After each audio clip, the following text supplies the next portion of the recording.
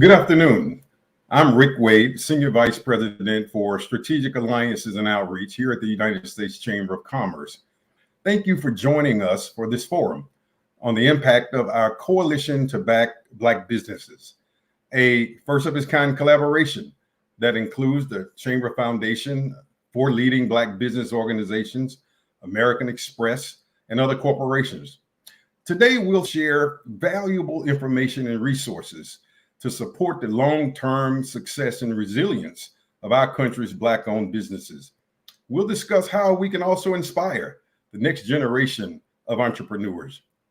And as we celebrate Black History Month, we should pause to reflect on the strong tradition of innovation and entrepreneurship in the Black community, fostered by a history of economic exclusion that drove so many to create their own enterprises.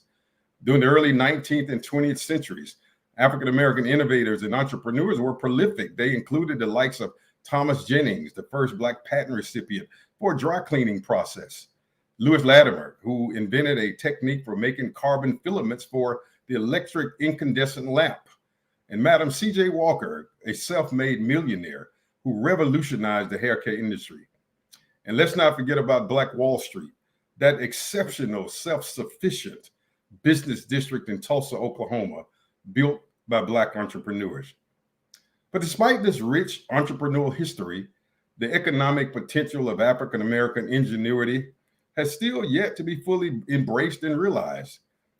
According to Brookings, Black businesses comprise only 2.2% of the nation's 5.7 million employer businesses. Black-owned businesses are less than half as likely to get financing as white-owned firms. The National Bureau of Economic Research reported that 41% of Black businesses closed from February to April 2020 as a result of the pandemic. So you see, we clearly have much work to do to strengthen and in some cases rebuild our country's Black-owned business ecosystem. It's not just the right thing to do, a moral imperative, it's critical to America's economic competitiveness. I want to thank you again for being with us this afternoon, and I hope you will enjoy the conversation.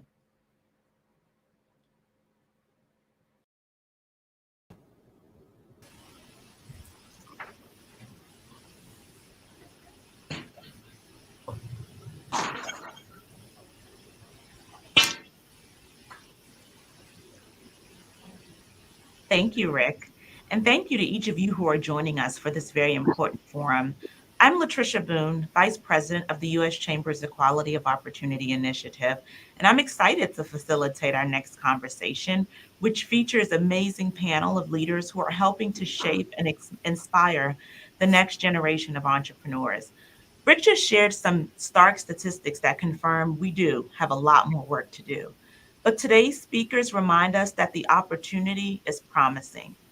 As we think about entrepreneurship today, there continues to be a rise in people starting businesses, especially in new Black-owned businesses. In fact, data from the Kauffman Foundation shows that more Black Americans started businesses during COVID-riddled 2020 than in any of the previous 25 years. I wouldn't say that these statistics are surprising, but they are insightful. So today's conversation is a timely one. As we celebrate Black history and the legacy of our Black business pioneers during the month of February, it's important to emphasize that the work we're doing through our Equality of Opportunity Initiative here at the U.S. Chamber is focused on supporting and strengthening Black and minority-owned businesses throughout the year, and is a long-term commitment for our work. Our guests for this panel conversation are partners in this goal. They actively inspire and help to cultivate the next generation of diverse entrepreneurs through their own work. Whether expanding access to entrepreneurship, educating current and future entrepreneurs, or pursuing entrepreneurship themselves, they are living history, blazing trails for the future, and showing others what's possible. So, let's jump right into this dialogue. I'm going to invite each of our speakers to introduce themselves more formally and share a bit more about their own experiences. But first, I just want to give a quick preview of who we have with us today. Joshua Funches, founder and president of the National Youth Bike Council.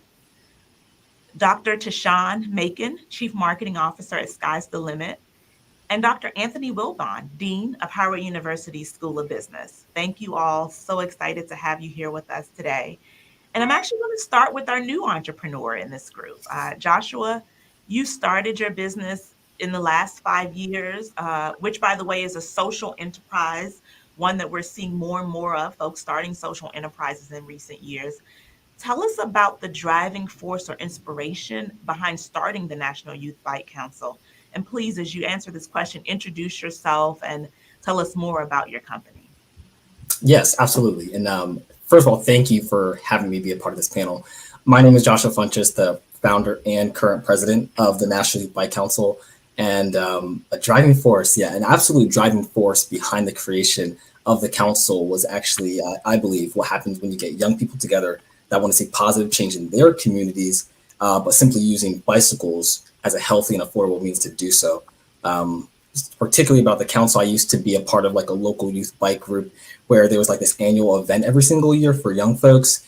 And one of the purposes of that particular event was that young people had the opportunity to step up and lead and share ideas. So we sort of thought, my little local council, and there's a bunch of other little local councils, what if we just get them together and combine them for like the maximum effort of that purpose while simultaneously creating new possibilities, like a new leading council, while also inspiring other young folks to create their own councils and see more of them leading and pushing for change, positive change, using bicycles in their communities. And, that of course comes without having to mention how we believe that in an inclusive world, bicycles connect young folks, foster a healthy lifestyle, and create broader communities and for spaces for them to thrive and learn from each other. Wow, thank you for that. And thank you for sharing, because you really are using your platform to think about entrepreneurship, but also how you're inspiring others to get engaged and be part of the great work that you're doing. I want to move to Dean Wilbon and Dr. Macon to talk a little bit about more and more folks who are starting businesses and what that means as we talk about inspiring entrepreneurship. I'm sure you all have seen the reports and the stories that tell us that a number of people are starting businesses, and it continues to increase. And more people of all ages are embracing entrepreneurship, quite frankly. Dean Wilbon, I think of a conversation we had last year where you talked about probably comparing my generation of students coming out of Howard University versus those who are graduating today, and the fact that, previously many more were thinking about graduating, going to work for big major corporations, going to work for businesses.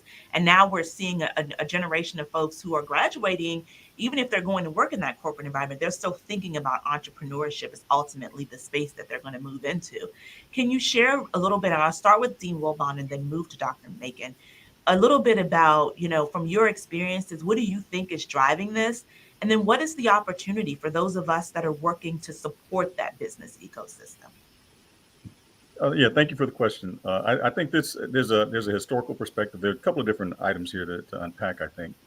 Historically, again, we've been fighting for a very long time to get our foot into the door of corporate entities. The Howard University School of Business has been preparing students to enter that space for decades now. We fought for the right to get into those spaces and try to make a splash. But I think what's happened in recent years is people have gotten frustrated with the opportunities for advancement. The whole glass ceiling thing still exists. And so people are bumping their heads against the ceiling. They're getting frustrated with advancement in almost every sector of corporate America. And they're bouncing out to think about opportunities they can create for themselves. And so, we're trying to, in the School of Business here, trying to provide some support for those students who might be having those interests in entrepreneurship by creating programs that will allow that to happen.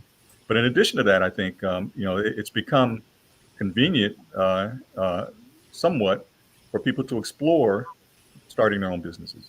I think technology has allowed people to kind of expand their search for opportunities to enter and engage in small businesses. Certainly the recent pandemic has provided folks with the spark to consider something that's going to allow them more flexibility and autonomy to create those businesses. And because of the ecosystem that's been created through things like the gig economy and such, although we've had a history of being risk averse to jump out there and start our own businesses, the risk have come down somewhat, and it makes it more interesting and easier for people to digest the fact that starting a business is a possibility. And so we see all of that happening and taking place. The people jumping out of corporate entities, and it's easier to start your own businesses. And so we have to build an ecosystem to support that. And that's exactly what we're trying to do at Howard University, in collaboration with some of the other companies who also recognize the need for us to expand the number of African American businesses across all sectors of business. Absolutely. Yeah. Thank you. So Dr. Macon, hearing that, I think Dean Wilbon gave us a nice synopsis of what some of the things that they're seeing on the academic side. I know you, through your work with Sky's the Limit, which I know you'll talk a little bit more about in a minute, work with entrepreneurs all the time and every day. And what are you all seeing? And what do you think is driving that? And I'll add a little bit of another follow-up question onto your question. That's, what does this mean? And what is the opportunity as we think about our communities and communities of color? Thank you for that question, and hello to everyone. I think what we're seeing at Sky's the Limit is that there is this season of the great resignation has opened up a period of the great reimagination. So persons of color are reimagining their lives, and entrepreneurship is at the essence and the very ethos of how they are reimagining their lives, their personal life, as well as their professional lives. And so at Sky's the Limit, we are a platform, we're a destination for the dreamer, a destination for the innovator, a destination for the artisan. And we pair them with mentors in the corporate space so that they're able to scaffold, scale, and sustain their business over time. The other thing that we have seen at Sky's the Limit is, as Dean Wilburn has said, there was a period of time in corporate America, it was a both and proposition. They invited the entrepreneurial spirit, and it was then classified as the intrapreneur. And by inviting that energy and inviting that space, what you began to then see was this expansion of how the professional was showing up in the workspace. And so we're seeing this evolution of how people are showing up as their whole selves, and therefore being able to give of themselves through the Sky's the Limit platform to actually engage, inspire, encourage, exhort the next generation of entrepreneurs by using their own expertise, their own centers of excellence to help them scaffold, scale, and sustain their business. But I hope that's pretty much answered your question. If not, I'll unpack it further. Yeah, absolutely. I actually want to stay with you for a second to build on that a little bit as we see this increased momentum around entrepreneurship due to the things that you talked about, some of what Dean Wilbon talked about, and I'm sure there are other things driving it. Can you share more about in terms of the work that's happening at Sky's the Limit? What are the ways? What are the resources that you're offering, the tools, the supports to new entrepreneurs, emerging entrepreneurs, to really help them to, as you say, scale, scaffold, and be successful? Absolutely. So we are a portal for any experience of the entrepreneur, whether you are emerging, expanding, or established. That's one of the first things that I'd like to share, primarily because wherever you are in the entrepreneurial arc, Sky's the Limit is that place for you, because we have membership experience classes. We have certain classes around how do you get your pitch perfect? How do you get your slogan about your organization tight and succinct that you can say it in 8 seconds, in 8 words, in 8 seconds or less? We have a membership experience that is curriculum based. Therefore, a entrepreneur is not required to have an MBA. We use the experience of our professional ethos to then inform how entrepreneurs can leverage that kind of human capital, institutional knowledge to implement readily, so they can leave our mentorship conversations and they have actionable things that they can do that will enhance their business in real time. So we also have grants, which is critical. To be very frank on this call, most people of color it is not an absence of intelligence. It is not an absence of imagination. It is an absence of investment. And so what Sky's the Limit is aware of is that truth. And so we see the future of money and the future of an entrepreneur's money in very different ways. So we offer grants for our entrepreneurs. We offer pitch contests that are connected to grants for our entrepreneurs. And there are several other elements that are in the works so that we can elevate this conversation around access, which is really what entrepreneurs of color are desiring. Yeah, thank you. Thank you for that description. I'm going to come back in a minute to the access and investment piece because I do think that's critical and important as we talk about inspiring the next generation and what the needs will be as a part of the ecosystem. But I want to turn back to Joshua for a minute. And Joshua, again, you're fairly new to some extent when we talk about that group of folks who've been starting businesses in the last few years to this. And you might consider yourself a younger entrepreneur from a demographic standpoint.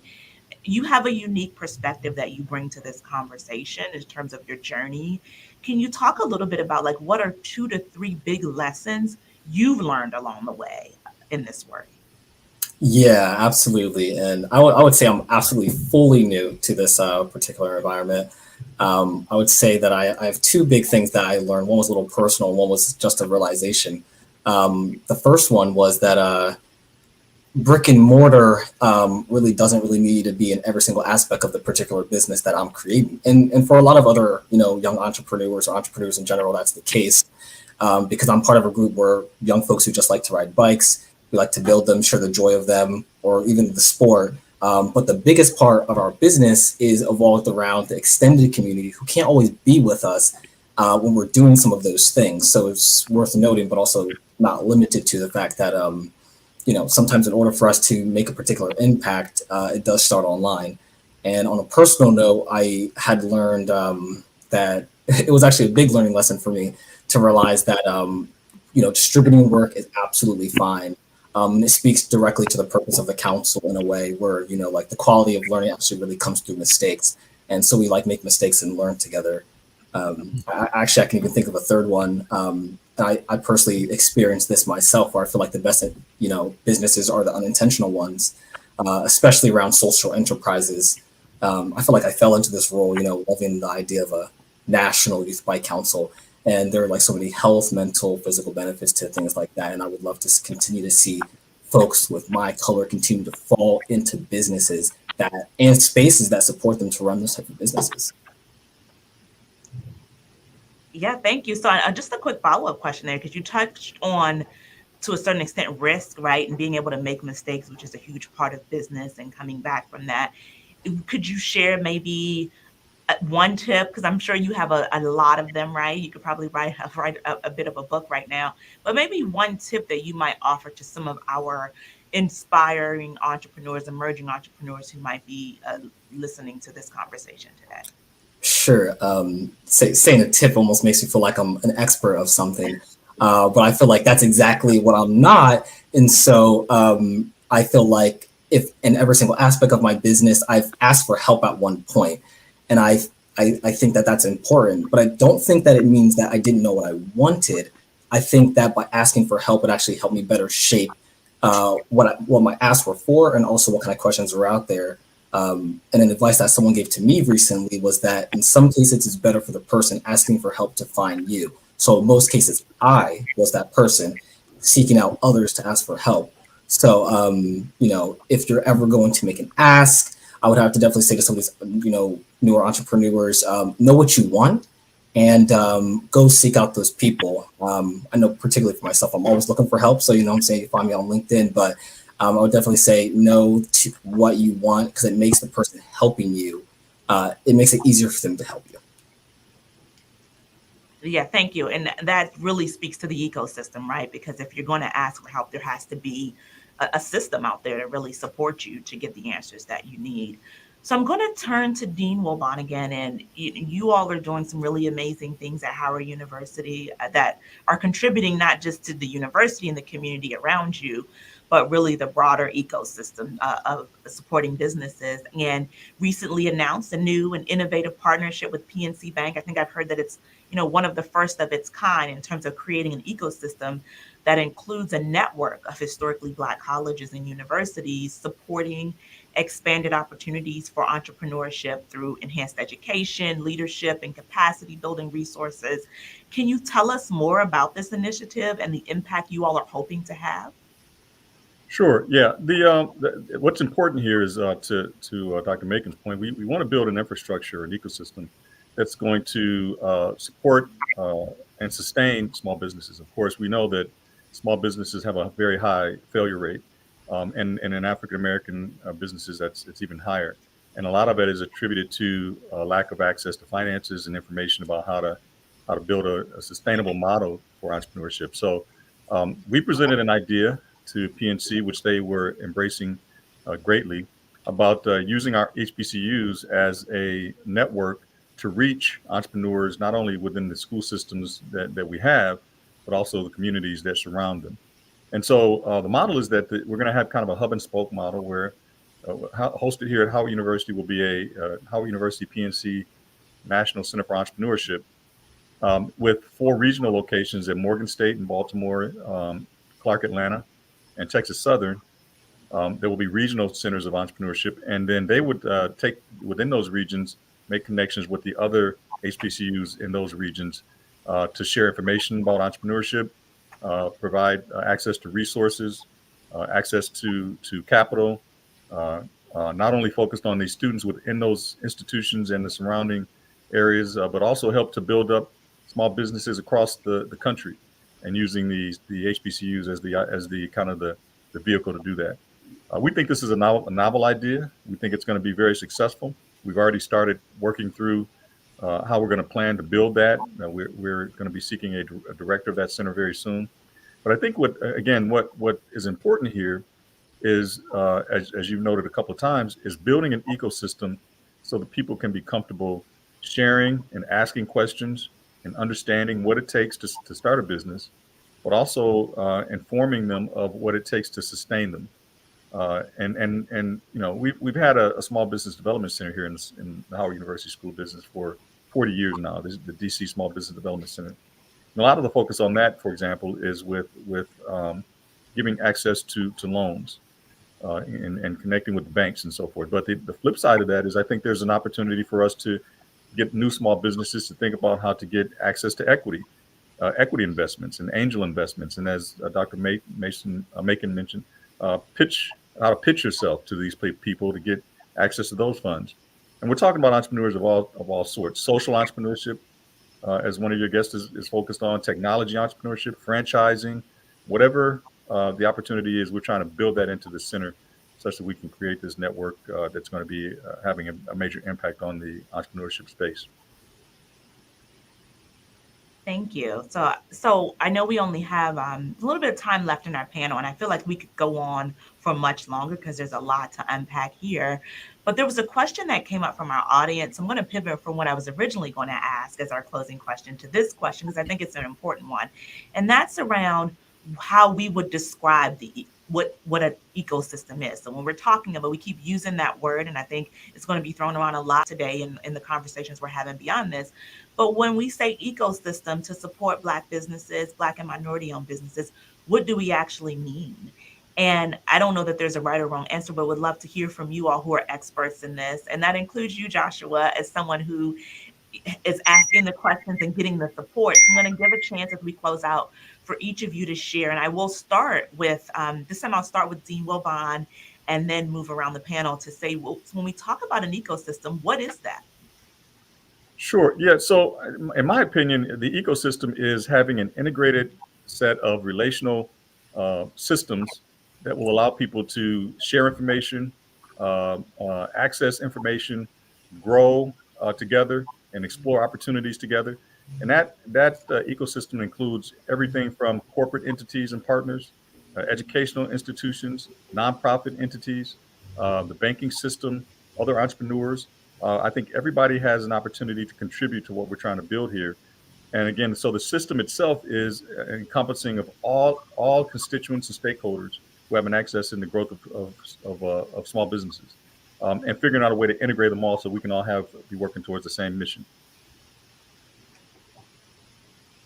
Dr. Macon, what would you add to that?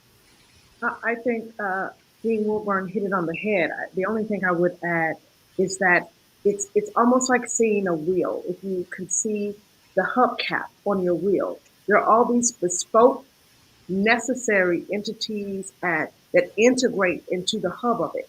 So it's relationships, it's resources, it's reach, and it's people who help you know how to get to the necessary results for your desired outcome.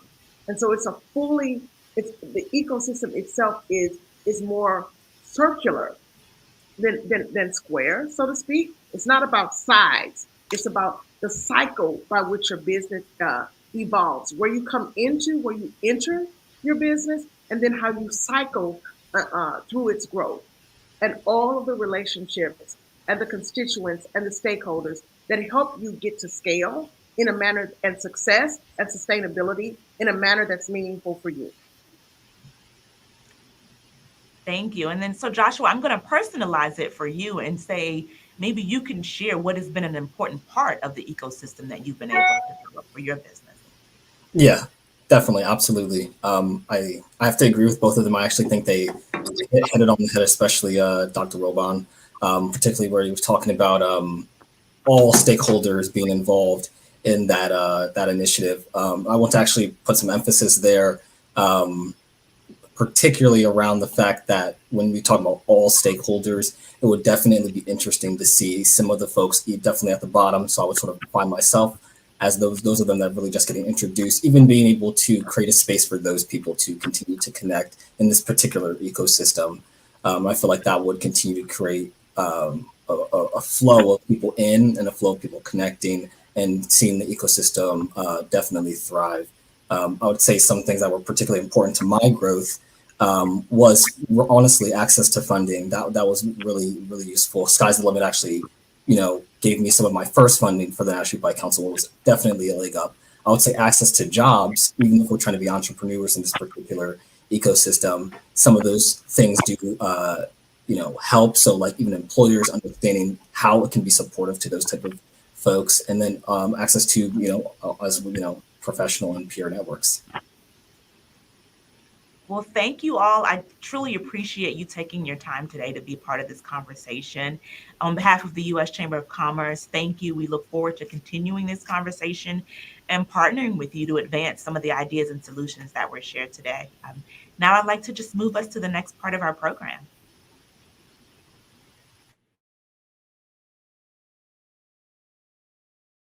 It meant everything. The grant, it was life-saving. It was life-saving. As you know, as an entrepreneur, every dollar it feels like it's life-saving. So it really was, man. We were able to use on equipment. We're hoping to apply for more grants because we need facilities and other things. And as a business, not just a Black business, but all businesses, you're constantly worried about investment and scale and resources. And so for us, man, I cannot tell you, it's the first grant that we ever received. And I can't even explain to you how it was like, no way, because we've applied for so many things and just haven't got it. And so when we got this, it meant so much. And we were just so excited, almost in tears, man, because it means so much. It's life-saving, and especially in these times. So I am eternally grateful. And I just cannot tell you how awesome it felt. It was a breath of fresh air.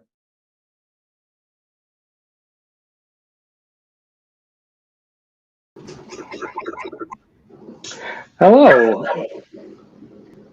And thank you everyone for coming. I'm the CEO of Fondo Strategic Consulting, but more importantly the program manager for the Coalition of Backed Black Businesses. And I want to thank you all for coming today and welcome you to our second panel. We're going to have an exciting discussion on an important topic: how to grow your business. Entrepreneurship is important, but we also want to help you grow them after you found it. So whether you're a Coalition of Backed Black Business grantee or not. And so, as some of you may know, the Coalition of Backed Black Businesses is a multi-year initiative to support Black entrepreneurs and the communities. They serve as they recover from the COVID-19 pandemic. The coalition was established in September 2020 by American Express, the U.S. Chamber of Commerce Foundation, the National Black Chamber of Commerce, the National Business League, U.S. Black Chambers, and WalkersLegacy. In addition to American Express, our grant funders for 2021 and 2022 were ADP, Altice USA, AIG Foundation, Dow, and S&P Global Foundation, along with programmatic support from Stanley Black & Decker, Shopify, and Firefly. Over the past 2 years, the coalition has distributed $5,000 grants to over 1,000 businesses all throughout the United States, and provided them also with assistance for coaching and mentoring. And so I'm pleased to lead this discussion with our distinguished panel that will be talking about their support for the coalition, but also, and I think more importantly, additional help that they can provide that might be out there for the business owners watching today. Our first panelist is Eris Scales, Managing Director and CEO of WalkersLegacy. Eris has been a champion for women entrepreneurs and underserved communities for nearly 2 decades.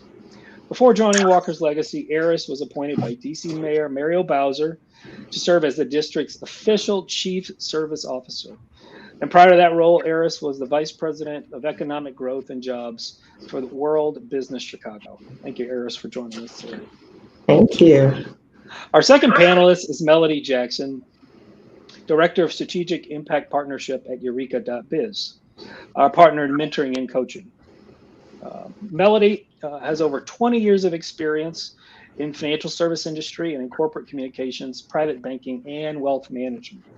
Melody partners with Fortune 500 companies to implement initiatives serving underserved communities. And we're happy to have Melody here.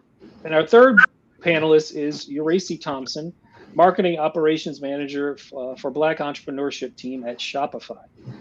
She is in charge of creating and executing on marketing strategies to support and highlight and elevate Black entrepreneurs. She's also co-chair of the Global Women's Employee Resource Group at Shopify, which is responsible for championing women's employees at the company. So again, a very distinguished panel and real supporters of the coalition, and we're very excited for you to be here today. I want to remind everybody, just as the previous panel, we'll be taking questions, so please enter those into the chat, and they'll be giving them to me during the presentation here. And so again, thank you for coming, and I know Melody will be joining us again in a minute. But I really do want to start with kind of the basic question, a level setting question for everyone. And so I'll start with you, Eris. Why did WalkersLegacy, why did you support the coalition of Black businesses? Well, first and foremost, thank you so much for having me. And as you know, I inherited the coalition coming into this role. But I would say I could only imagine that we initially signed on because of the importance of working with the private sector, bringing the not-for-profit sector, small businesses, and this kind of ecosystem, as we've been talking about, together to collectively make sure that we're driving funding, that we are being a voice, and that we're aware of the issues that are impacting Black businesses. So for WalkersLegacy to be at the table, one, it's an honor and a great responsibility. But most importantly, it is because we know that we cannot do the work that we do independent of ourselves.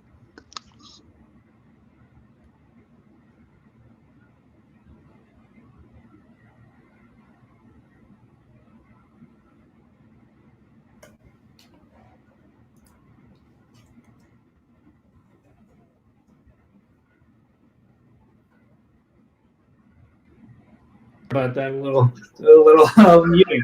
I was just wondering, you definitely support, women entrepreneurs throughout the country. Is there, can you talk a little bit more about, some of the unique challenges there?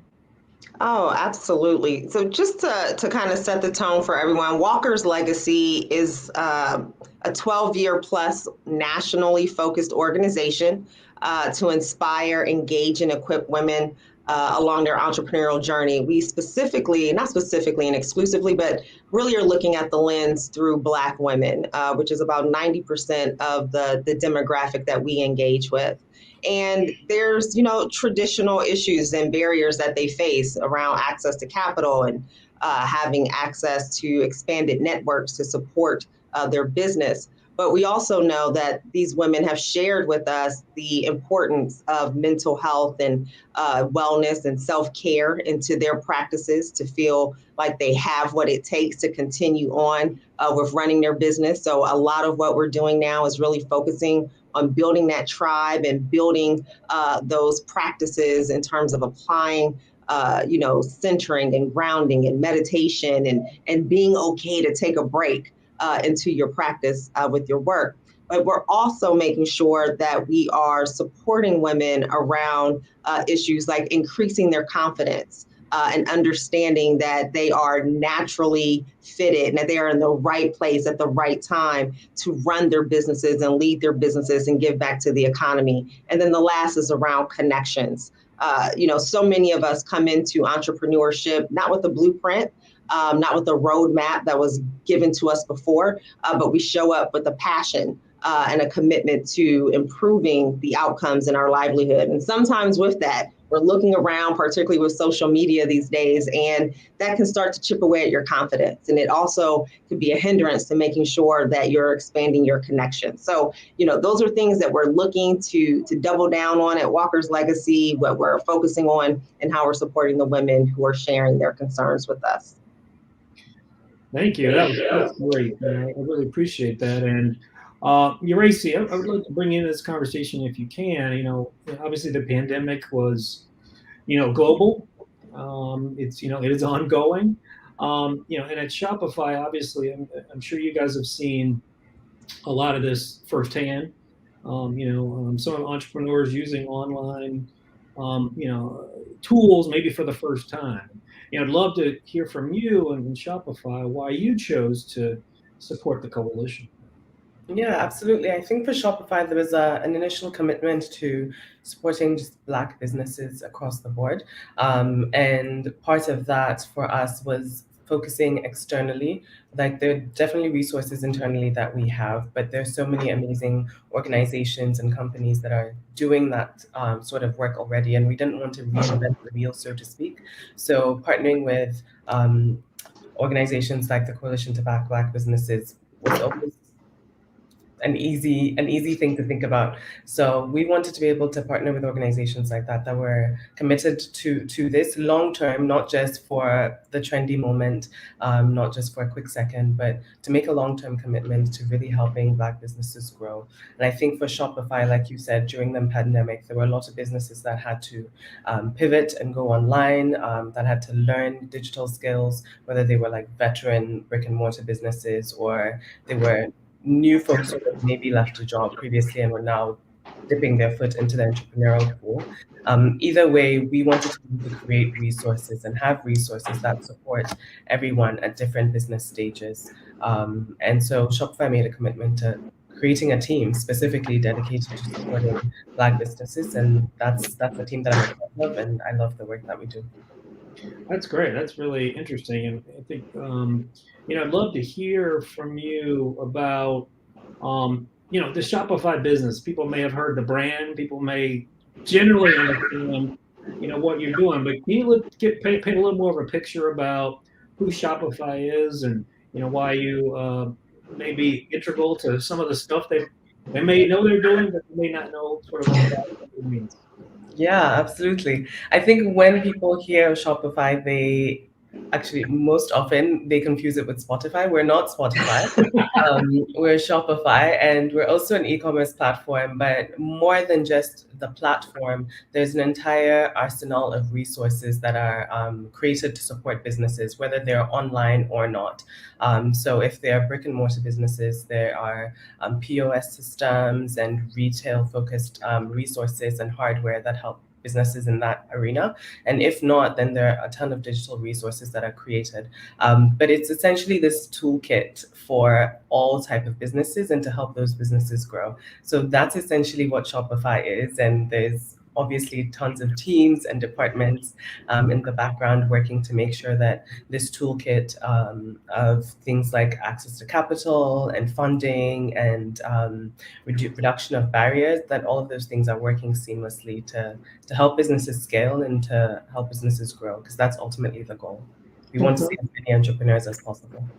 That's great. And, I think we'll come back to you definitely, because I want to definitely hear more about maybe some of the tools and things you have for some of the business leaders that we have available. And I also want to bring Melody, back into this conversation as well. in that, I know Melody's been our partner with Eureka, really helping with some of our coalition entrepreneurs. And I'd love to hear, how that's going and, some of the, information that, you can provide us, from your support of the coalition. Thanks so much, Brody. Well, our vision here at Eureka is to help 1 million small business entrepreneurs get access to the digital world. And we know that I heard you guys talking about it during COVID. We found that a lot of businesses need to pivot. They needed to do that in order to make money to keep their doors open. And so that's where Eureka has been we've been very steadfast in helping entrepreneurs move from those brick and mortar spaces into the digital medium.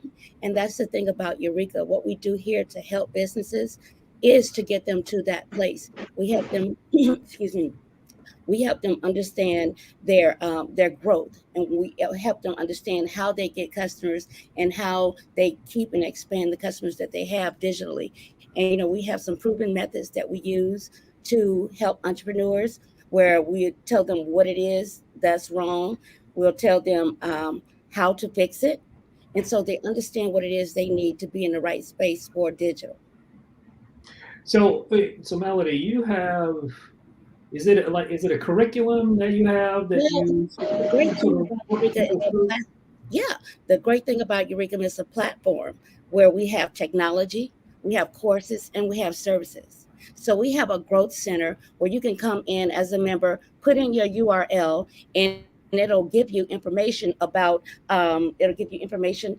how your market effectiveness is going, your website mechanics. And those are the things that help you rank higher when it comes to different search engines, and to make sure that more customers get to your site. And so that's one of the things that is really, I guess, exciting about Eureka. Entrepreneurs being able to come in every day and look at the work that they're doing, the money they're putting behind their websites, to make sure that they're really getting a return on it. So the courses are worksheet-based courses with live coaches who can help them. We have coaching almost every day except for Sunday. And we have a community platform where entrepreneurs can work together. They can meet other entrepreneurs who are, learning different things in Eureka, and they're able to, kind of work together. We know that a lot of times entrepreneurs are entrepreneurs, and they don't have people they can run different ideas by. And that's why the community at Eureka and our coaches and mentors come in handy to help entrepreneurs through this growth phase. Oh, that is really great. All right. So I really want to dig into the tools, right? Something very specific we can give folks listening today. So Eureka, I come to you. I mean, Shopify, a large company. Do you have specific tools or ideas that you can give to folks listening here about really how they can help them grow their business? Absolutely. I think one of the first things that Shopify did specifically for Black businesses was create a 120-day trial. And this was created with the knowledge that it takes maybe a little more time as people are making that transition into being on the digital surface, to understand how the platform works and to really dig into what it takes to market a company, to create a website, to put all of those things together before you go live. And so that trial is supposed to help you walk through the process. But while we're doing that, like Melody mentioned, there's the importance of community. So we have a Build Black community that has over 1,300 merchants in it who are just supporting and talking to each other, engaging with each other, and encouraging each other.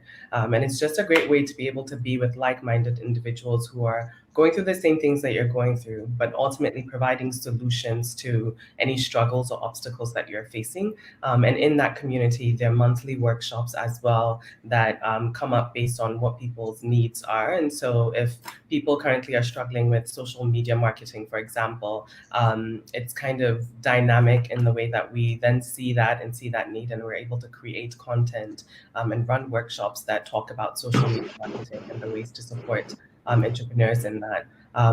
that ultimately falls under the 1MBB program, the 1 Million Black Businesses program, and it's Shopify's commitment, at least for the next 10 years, to supporting and elevating 1 million Black businesses by providing them with these tools, as well as giving them access to all of the tools that already exist at the company in terms of education and resourcing to really elevate these Black businesses.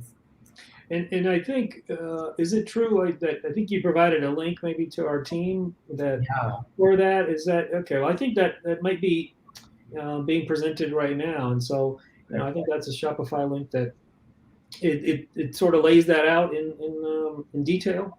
Yes, so it talks a bit about the program and all of the things behind it, but also allows you to be able to apply for that community, like I mentioned, as well as have access to that 120-day trial.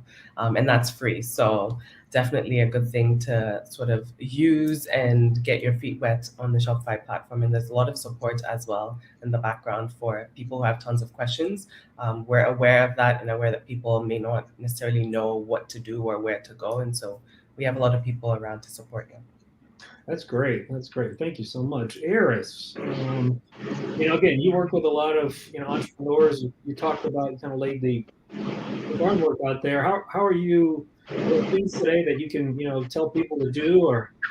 Yeah, I mean, I think we've all spoken to similar approaches, and I'm, I often tell business owners and founders who are trying to identify resources and identify programs to support their capacity is really the importance of finding an organization, an entity, an opportunity that fits you, where you are at this point in your entrepreneurial journey and just who you are in terms of your spirit.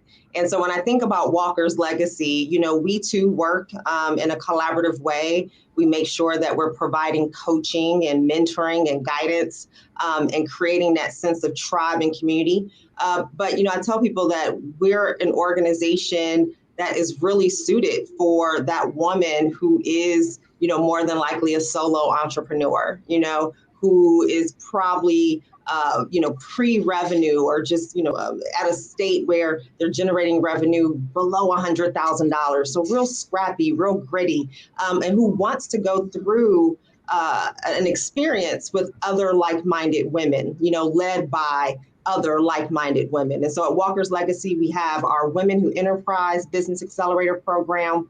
Those applications will actually open on the 21st of February. We have our Prospectus Business Accelerator program, which is our second tier. We'll open that up in the fall. And what's great about that is that you literally go through and every piece of your business is assessed, right? We're not just focusing on the social media. We're not just focusing on the finance or the operations, but all of it. We want to make sure that when women complete this program, they have a really solid business plan.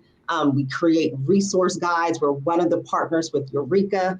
So, we are bringing, I think, a holistic wraparound approach to cultivating this next generation of what we call legacy makers. So I encourage everyone to follow us on social media, check us out, and make sure that if you're a woman and you're in one of the major markets, we have so many markets we're serving: DC, Birmingham, Rochester, New York, Atlanta, Chicago, Indy, Cleveland, all the great cities that you apply to participate in our Women Who Enterprise Accelerator. That's fantastic. That's fantastic. Thank you so much. And Melody, I'll ask you as well. Eureka, you've been at the intersection of both the coalition and obviously working with WalkersLegacy as well. What are there other resources that are out there that you guys? You mentioned a couple earlier. But are there other ones? Absolutely. And I want to tell you about the courses. The courses are tangible. From the day one, from the first day you walk into a class, or I guess turn on your computer, there's something actionable for you to do about your business. Nothing is in theory. So all the work that you do to make sure that you have the right strategy, you have the right customer mindset, you're doing that for your business. So we're really, our entrepreneurs get really excited and they get a lot of information from the coaches, and along with the technology that we have with the Growth Center. Those are the things that are going to help our clients who are entrepreneurs. Those are the things that want to help them grow their businesses. They also have the ability to we have services where we can do web buying traffic, or to make sure that you have the right customers coming to your business. We make sure to find out who your customers are, who is your audience. And we have all those services and technologies to help entrepreneurs with their website and to grow digitally. That's fantastic. And I think, did you also provide a link to some resources at Eureka? Yeah, sure did. We are offering a 60-day free pro membership trial. And so we want you to come on and take advantage of all the courses, the services, and the technology and the tools that we have as resources for entrepreneurs. We really know that you will find your place there, and you can ask whatever questions you need and find a community to help you get through those barriers. And that's what Eureka is here for. Mainly, we focus on underserved communities, whether it's economically challenged, Black, Brown, LGBTQIA. Those are the companies that we're focused on. We want to help you with digital direct and mainstream to digital. That's great. Well, look, I really want to thank our panel, really dynamic panel, and, really giving some very concrete examples of things, our business owners can do right now, which is, which I think is, again, hopefully we're coming out of pandemic and really thinking about business growth. And so we at the Coalition of Black Businesses, are supporting that as well. And so I really want to thank all of you today. I really want to thank everyone for attending today. And again, we are at webackbusinesses.com, is where the hub for all of our information is. And we hope to see you again soon. Thank you again. Thank you.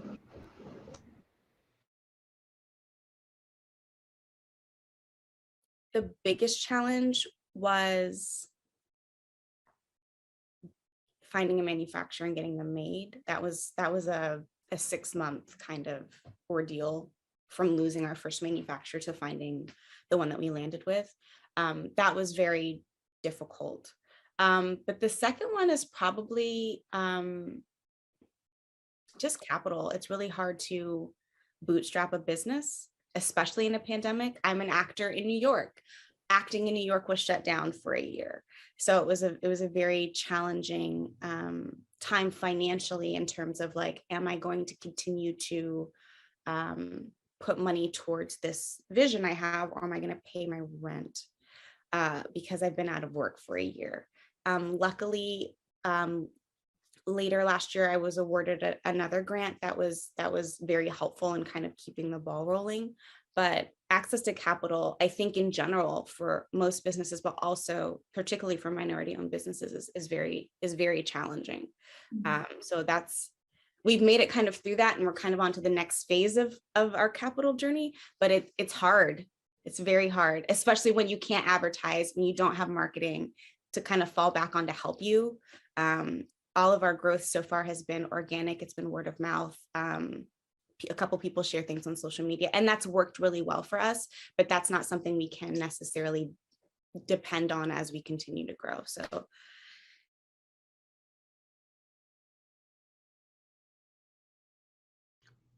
Greetings.